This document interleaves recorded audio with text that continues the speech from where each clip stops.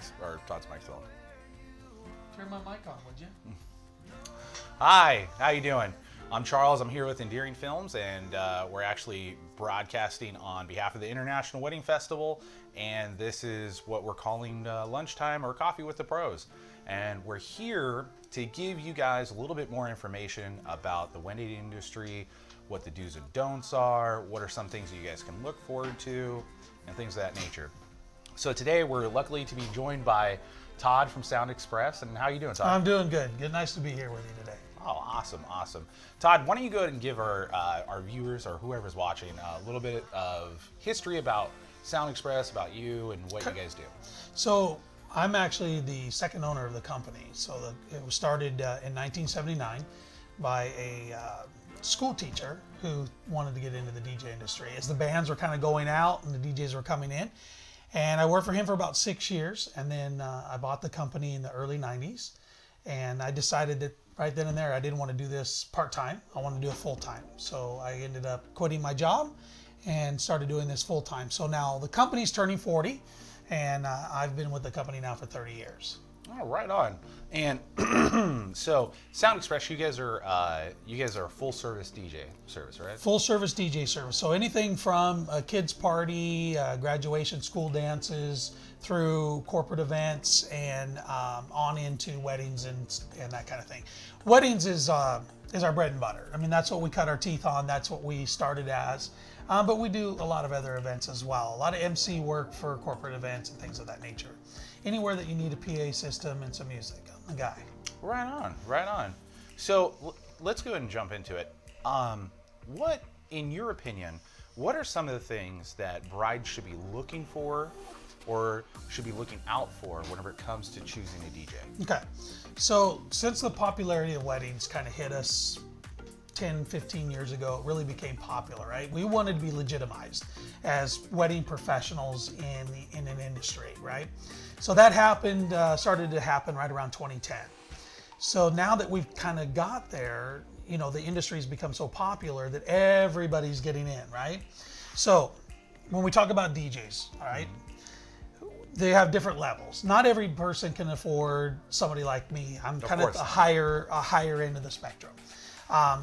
So the guy that can't. So now we want to look at $300 to $600 DJs. Okay, now that's going to be a guy that, you know, does it on the weekend, part-time guy, has a little bit of equipment. That's not a bad thing. It's just that's the level.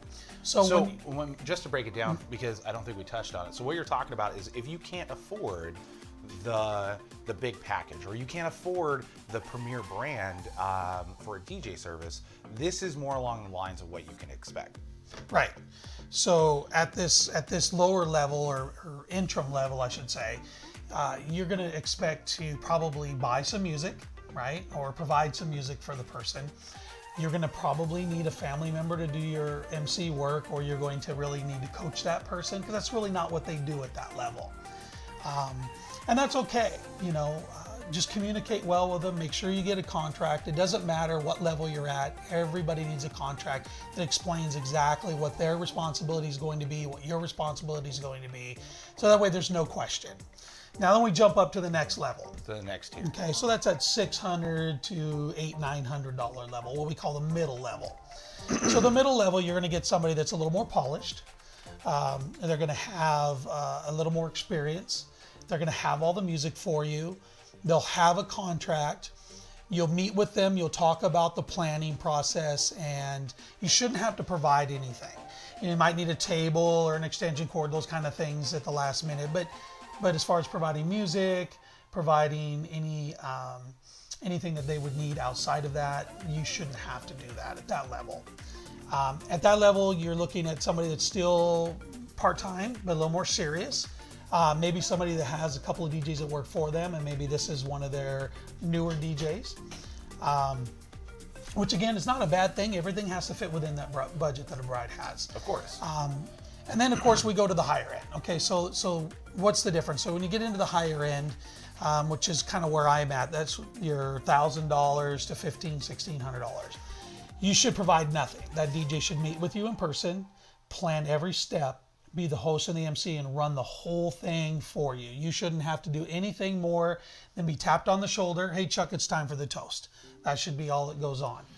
Here's my question for you, because we work, since we do primarily video, we work a lot of, I would say weddings that have a much larger budget.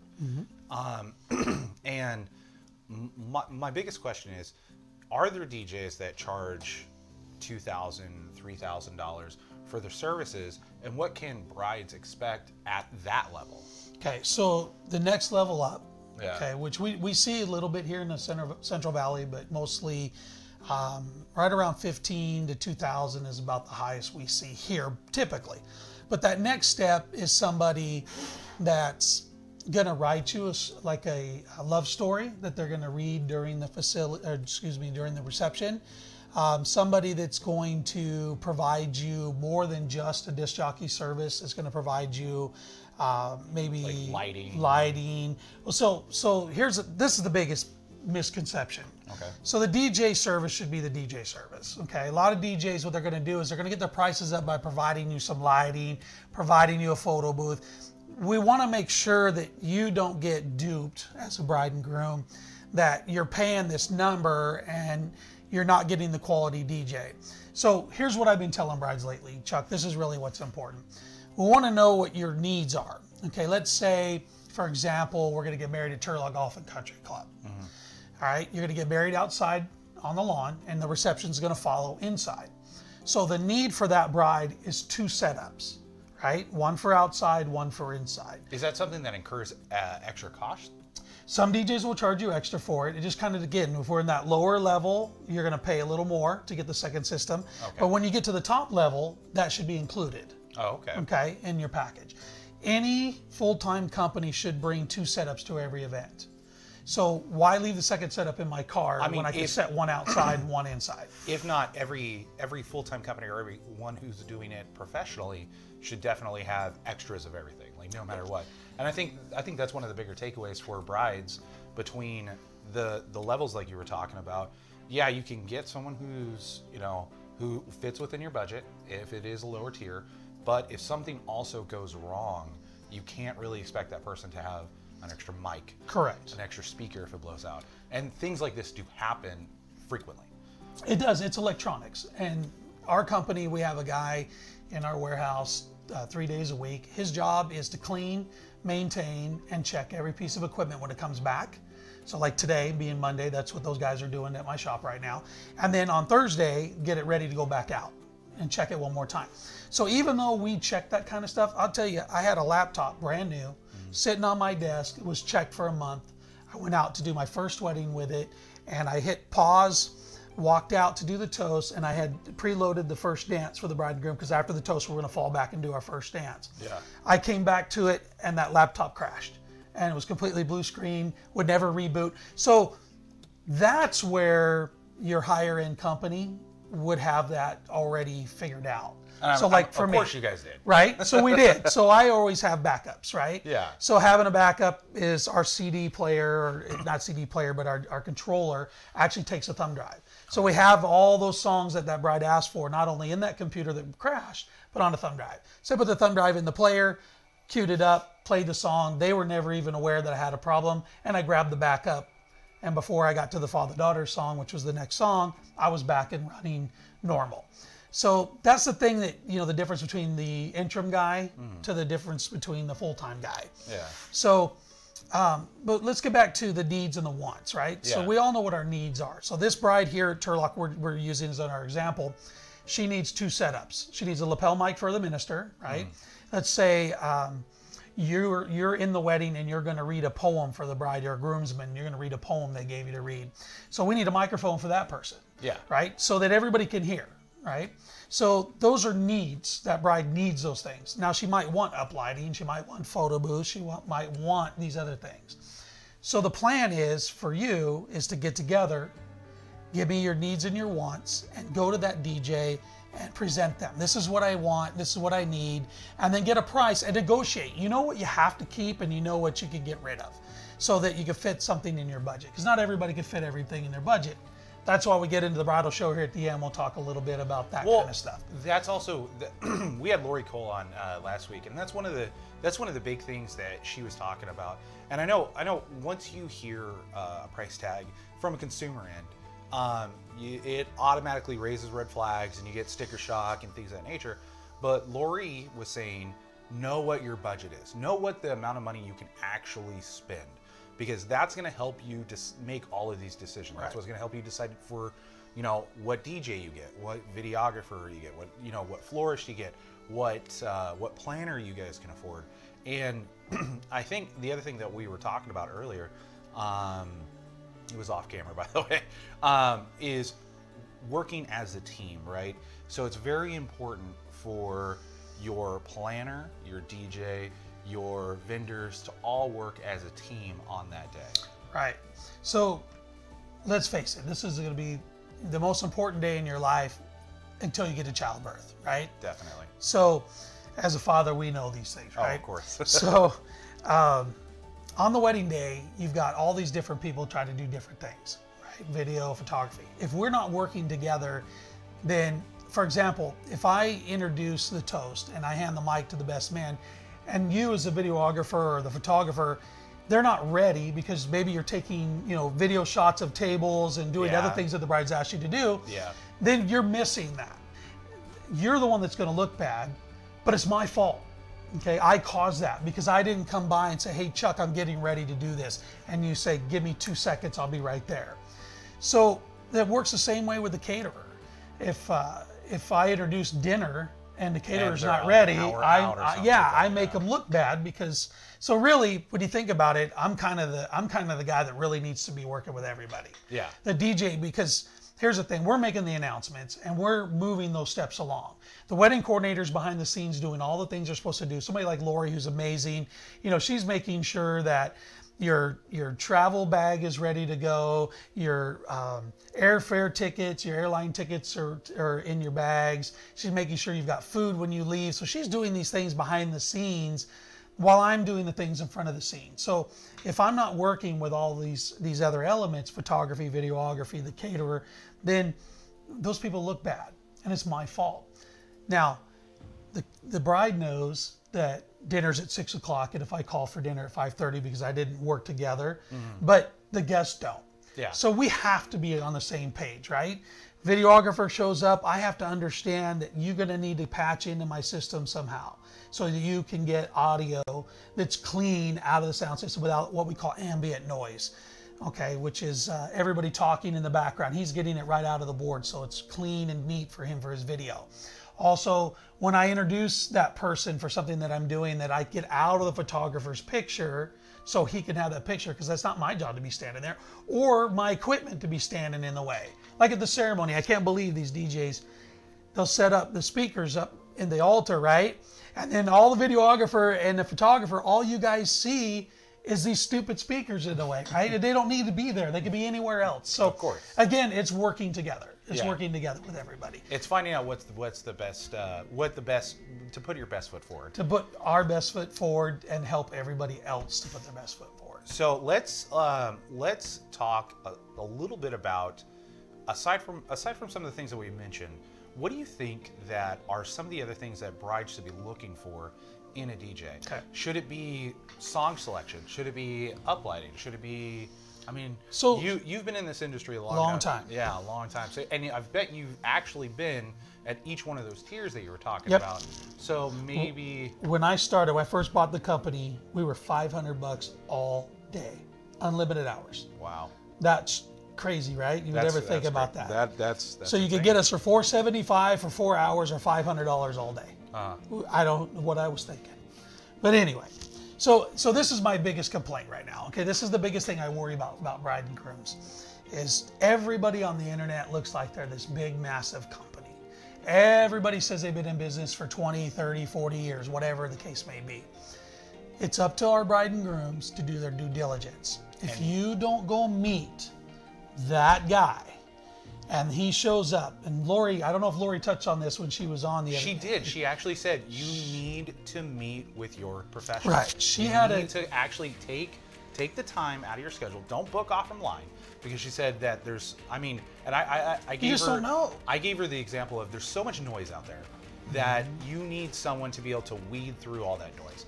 And if you're not going to go that route, like let's say for instance, you're not going to hire a planner who has all of these people in network, then you have to go meet with your professionals. Exactly, because you just don't know. So Lori had one that the bride had already hired before she got involved.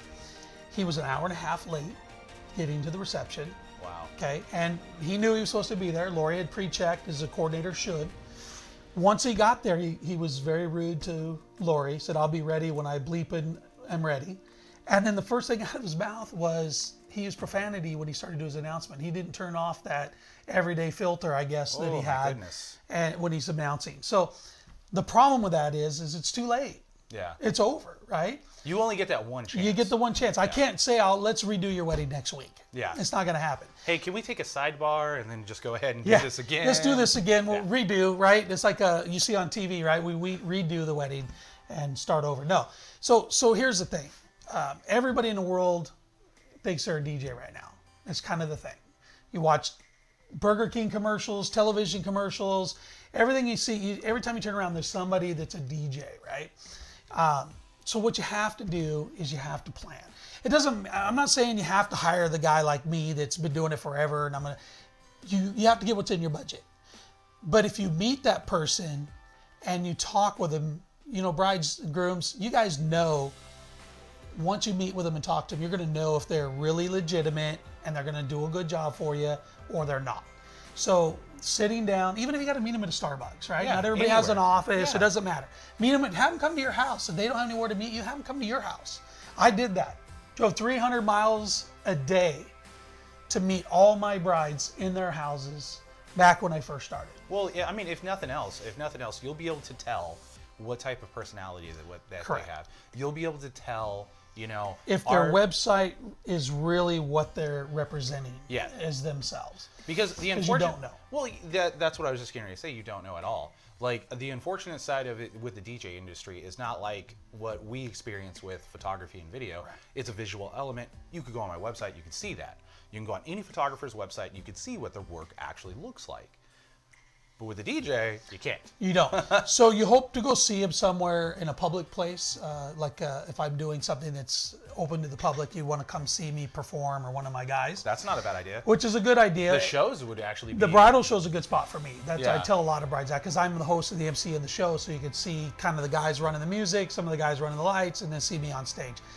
Now, I wouldn't invite a bride to come watch me at a wedding, because to me, that's not okay. Yeah, of course I'm at a wedding, and DJs will do that sometimes. Not so much anymore, but in the early days, Yeah. their bride would come to another bride's wedding, and that kind of bothers me, because you're inviting somebody. I'm inviting somebody to your wedding, and that's not okay. Same thing with the business cards on the tables. That's like borderline unprofessional. Right. Yeah. Putting business cards out on your table, Or repping yourself during this. Oh my goodness. Big sign on my DJ booth that says, I'm DJ so-and-so. None of that. At your wedding day, I'm there for you. I'm not selling. That's something you want to talk about, especially with the interim DJ. Yeah. You want to really talk about. If somebody wants a business card, they'll come up and ask me. Yeah. And I'll give them a business card. And that's okay. That's fine. But that guy that's bragging on himself or talking about his business at your wedding is not okay. We've been to several weddings where we've had DJs who... we won't name a name. In between songs. So of course we're not naming names.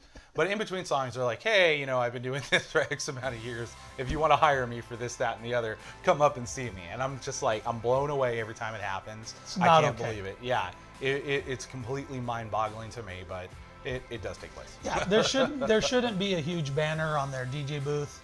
Now, a lot of guys will have their names on their laptops, and that's okay. Yeah. It's small kind of thing, but that, and then walking around handing out business cards during dinner and those kind of things is not okay. It's The unprofessional. DJ needs to be there for the bride and groom. Yeah. When they're there for the bride and groom, and do your marketing and sales somewhere else. Well, you can also tell too, like whenever someone is checked out, whenever they're just looking for that extra dollar, whenever they're just looking to get the next customer in, because that's the way that their Right. business runs, you can always tell. But if you do a good job, Yeah, you're going to get the next 5 weddings. of course. Right. Of So course. when you look at my pie. So obviously longevity is the majority because people know who I am. I've been around a while. So that's the majority of our bookings, right? Yeah. So when you take that 25% of others, 5 weddings are going to come from the wedding that we did last week or the week before.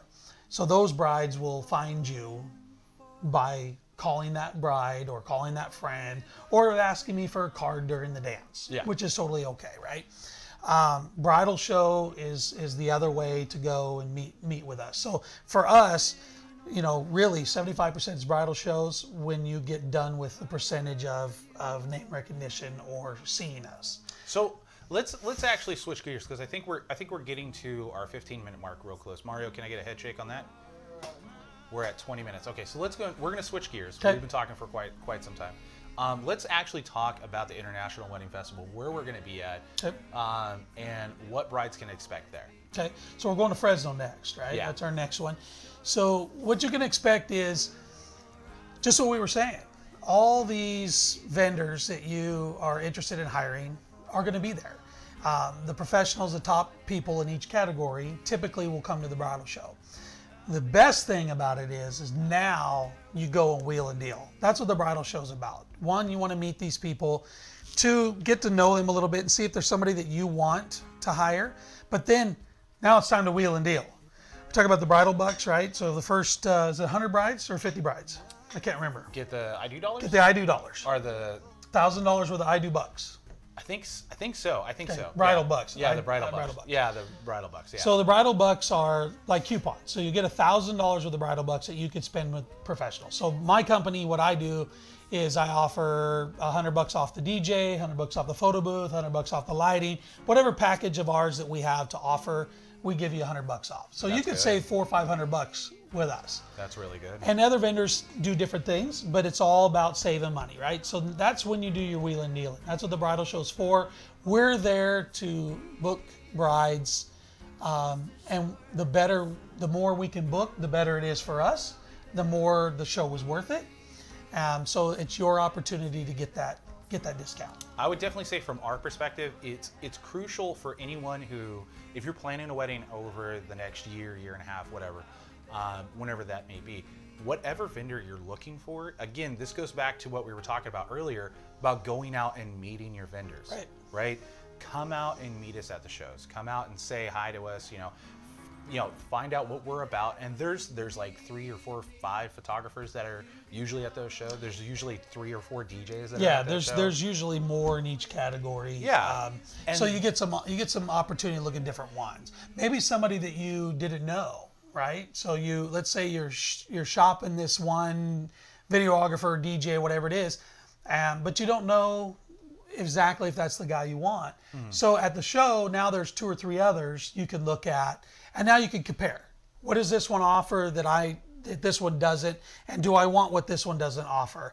Maybe it's something like, maybe they see something that you didn't offer to them when they talked to you, but now they came to the show, saw something they liked, and now they came and talked to you. They go, yeah, no problem. I do this all the time. Yeah, I definitely want to hire you, but this person over here is offering this. Can you match that? Right. What can you do? Or even a service like the courtship stories, right? So I see a lot of videographers now do the slideshows. Yeah. Which is very cool. Okay. But when I got married, we did the actual video courtship story. So I was at the location where I met the young lady that I was married to, and we talked a little bit about how that happened at that location. So at the reception, it's more than just a slideshow. It's a story that was told by both sides. I would say nowadays, since it's so much easier for us to capture video, most brides who want that's what they get. They usually get like the interview, and we go out and we interview them in whatever location that they want, and we'll ask them about how they met and things of that nature. Right. So that's something that happens quite often, at least with us.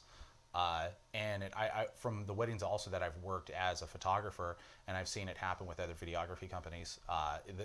That's normally what I see. Usually the slideshows are just photographers that Put those together. Yeah, that put those together, and they'll throw them up there for music and stuff like that.